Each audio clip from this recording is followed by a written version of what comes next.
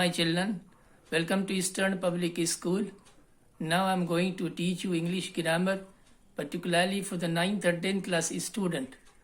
क्योंकि ये दोनों क्लासेस के इंग्लिश ग्रामर लगभग सेम ही पाए जाते हैं, इसलिए मैं 9 और 10th को एक ही साथ में पढ़ा रहा हूँ. इसे सुनो. देखो, इंग्लिश ग्रामर में वैसे पढ़ाने के लिए बहुत सारी बेसिक चीज़ें हैं, लेकिन 9th और 10th क्लास के स्टूडेंट के लिए मैं लैंग्वेज से शुरू करता हूँ. लैंग्वेज कहते किसको हैं और लैंग्वेज के डेफिनेशन क्या है. लैंग्वेज के डेफिनेशन हिंदी में परिभाषा कहा जाता है. परिभाषा. इंग्लिश में इसकी डेफिनेशन और इसका प्रयोग इस तरह किया जाता है. Language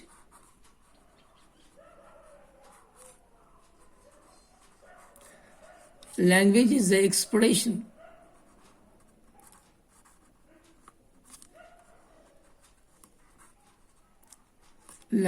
the expression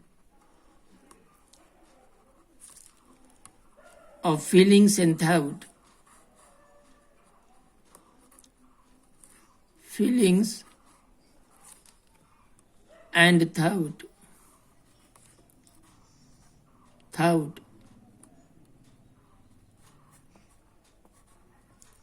In words.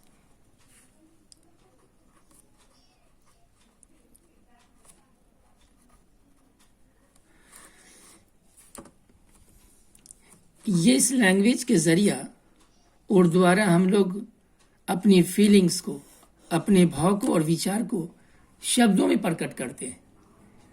जैसे फॉर एग्जाम्पल,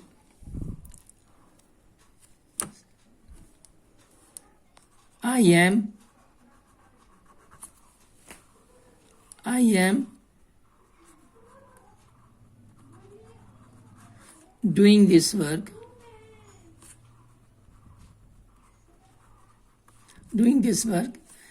इसके साथ साथ कई और शब्द जोड़े जा सकते हैं. तो मैं अपनी फीलिंग को, अपने विचार को लैंग्वेज के द्वारा स्पष्ट करते हैं. ठीक इसी तरह लैंग्वेज को ज़्यादा खूबसूरत बनाने के लिए तुम्हें भी और मुझे भी या हर स्टूडेंट को सेंटेंस का सहारा लेना पड़ता है.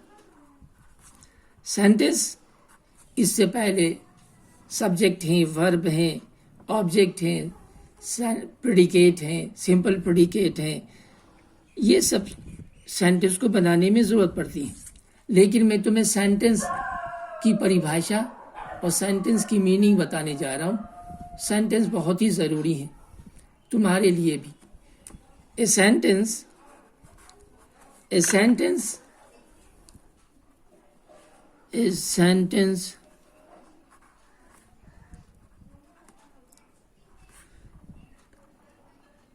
is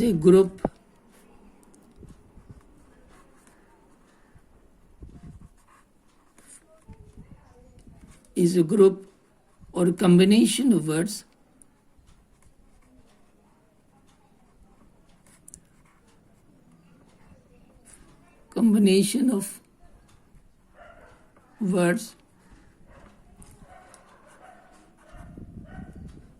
so arranged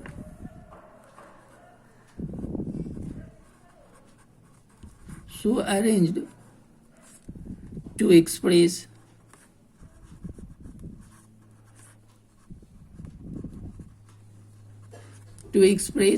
complete sense.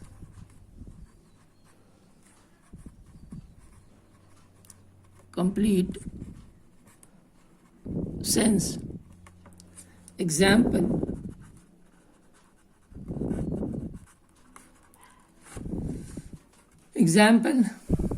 he is reading a short story. He is reading a short story.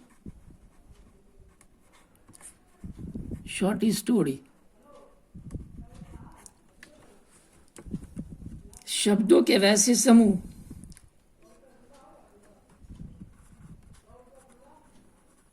शब्दों के समूह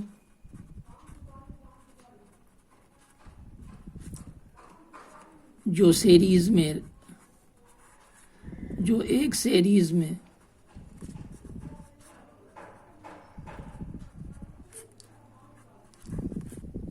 में या क्रम में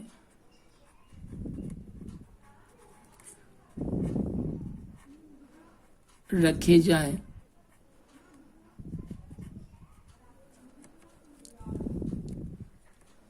और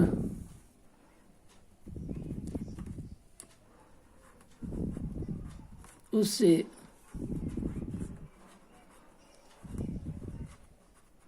मुख्य अर्थ व्यक्त हो,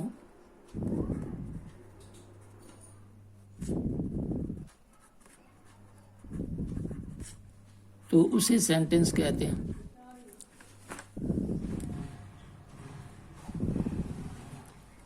सेंटेंस कहते हैं।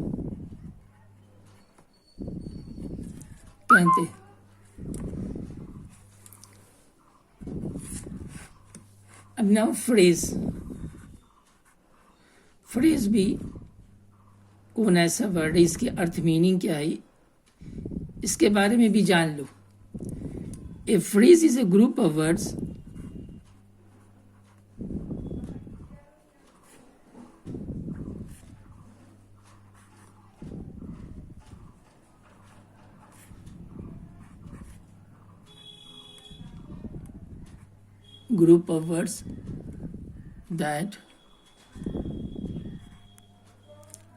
that makes some senses.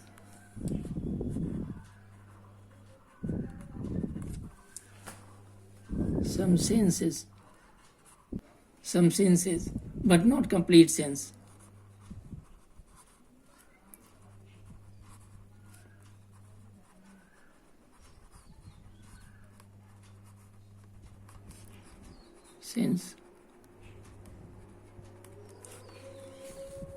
Phrase शब्दों के समूह जो कंप्लीट सेंस नहीं बताए, उसे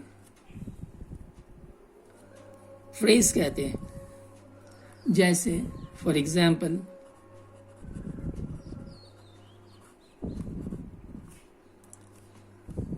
ऑफ ऑनर,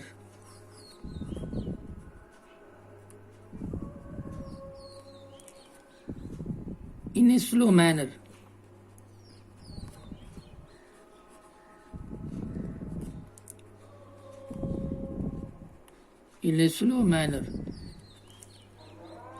at random, यह भी एक शब्द है। अब इन सारे शब्दों को गौर से पढ़ने पे यह पता चलता है कि in a slow manner, at random, of honour, इससे कोई खास अर्थ सामने नहीं आता है। ये एकदम इनकम्प्लीट सेंस है, इसलिए इसे फ्रेज कहा जाता है। इसको हिंदी में यूं बता लें, ये शब्द समूह ये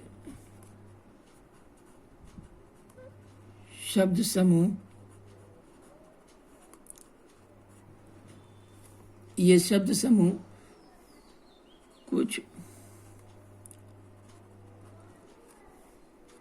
कुछ अर्थ स्पष्ट करते हैं, कुछ अर्थ जाहिर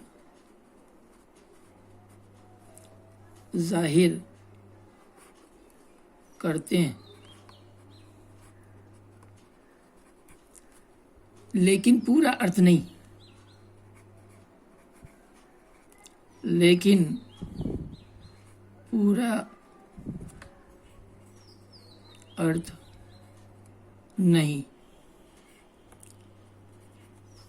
इसलिए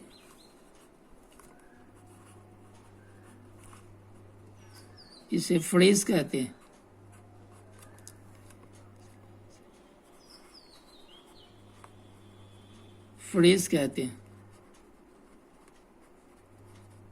बच्चों, इस फ्रेज की डेफिनेशन को दिमाग में रखो। अब मैं तुम्हें पढ़ाने जा रहा हूं वॉइस। वॉइस सही मायनों में इंग्लिश ग्रामर में दो तरह के होते हैं। दो तरह के होते हैं, एक active voice,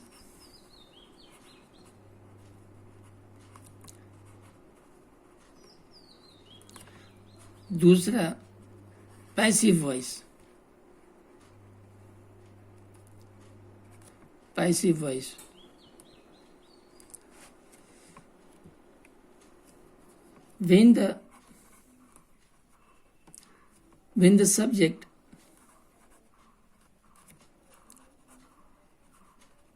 when the subject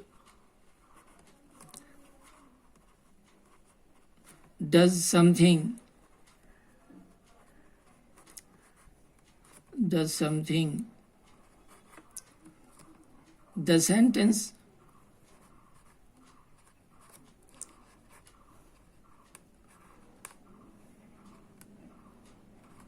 the sentence is inactive, is in active voice. Active voice. Example: I read a book.